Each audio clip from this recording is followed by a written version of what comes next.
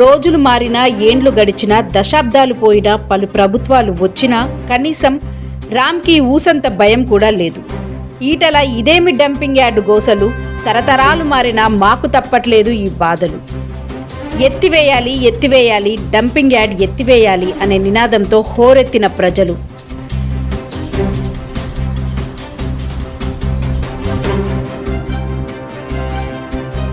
హైదరాబాద్ మహానగర పాలక సంస్థ జవహర్ నగర్ రామ్కి డంపింగ్ యార్డ్ పక్కనే ఉన్నటువంటి కార్మిక నగర్లో బీజేపీ ఎంపీ ఈటల రాజేందర్ పర్యటించడం జరిగింది. అది ఏదైతే 10,000 మెట్రిక్ టన్నులు రానివ్వండి, పండుగలప్పుడు 12,000 మెట్రిక్ టన్నులు రానివ్వండి, అది వాళ్ళకు ఒక గ్రామ్ కూడా మిగలకుండా ప్రాసెస్ చూపించాలి. కానీ అదంతా ఇల్లీగల్గా వాళ్ళు ఒట్టిగా ఫ్రాడ్ చూపిస్తున్నారు. కోర్టు గుట్టిగా నమ్మిస్తున్నారు, మిస్గైడ్ చేస్తున్నారు. ఆ మిస్గైడ్ చేయడం అనేది తప్పు కదా. మీరు చూస్తున్నారు కదా సార్, ఒక ఎంపీగా, లోకల్ ప్రాంతం ఎంపీగా మీరు ఇది గమనించారా లేదా? ఇప్పుడు చెత్త వేస్తున్నారా లేదా క్యాపింగ్ పైన? సార్ మీరు అంటారు, అందరూ ఒప్పుకుంటారా చెత్త వేస్తున్నారా?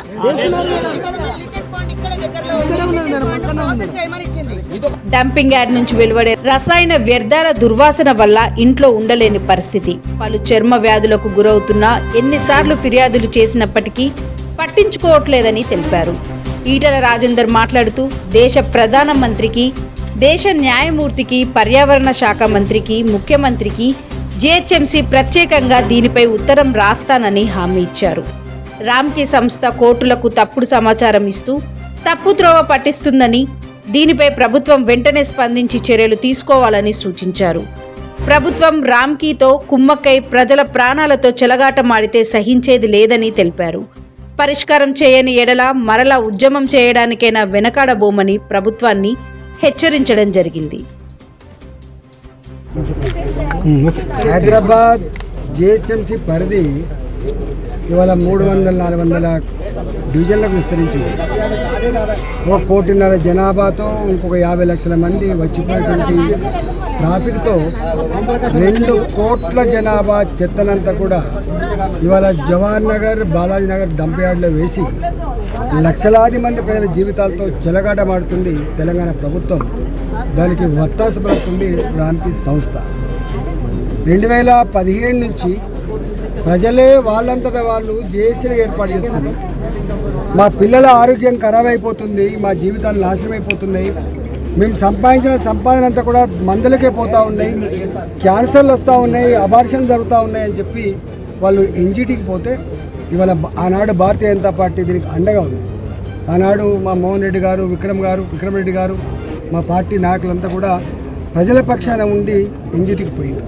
ఆర్డర్ వచ్చింది, 2017లో ఆర్డర్ వచ్చింది. అబద్ధపు సమాచారం ఇచ్చి మోసపు మాటలు చెప్పి ఇవాళ దాన్ని కప్పిపుచ్చే ప్రయత్నం చేసిండు, దాన్ని కొనసాగించే ప్రయత్నం చేసిండు.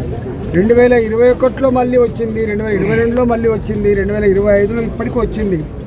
ఇవాళకి కూడా తప్పుడు సమాచారం ఇచ్చి కోర్టును తప్పుదోవ పట్టించి దీన్ని నడిపే ప్రయత్నం చేస్తుంది తప్ప దీన్ని విస్తరించే ప్రయత్నం చేయట్లేదు.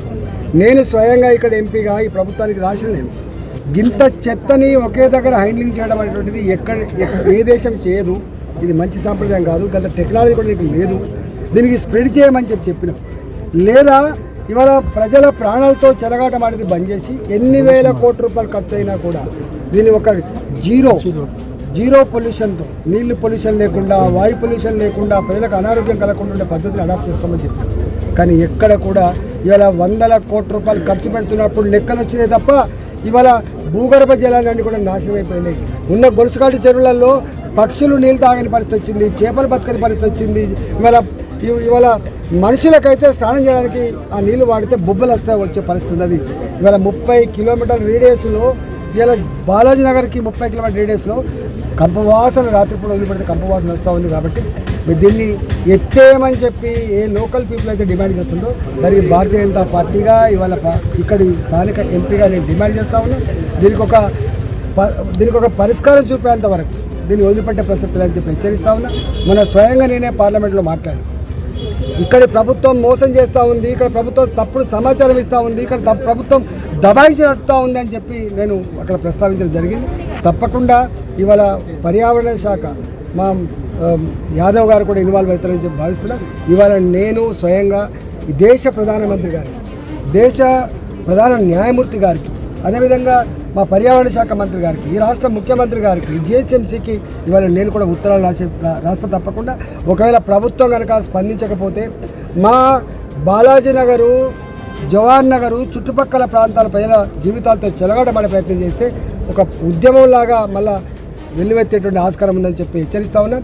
ఇవాళ మేము వచ్చి చూసిపోయింది కేవలం చెప్పడానికి మాత్రమే, గుర్తు చేయడానికి మాత్రమే తప్ప మీరు కనుక పెడచెవిన పెట్టే ప్రయత్నం చేసి మీరు కోర్టులను మేనేజ్ చేస్తా అంటే, ప్రభుత్వం తప్పుడు సమాచారం ఇచ్చి మేనేజ్ చేస్తా అంటే మాత్రం మీ భరతం పట్టక తప్పదని చెప్పి ఇలా హెచ్చరిస్తాను.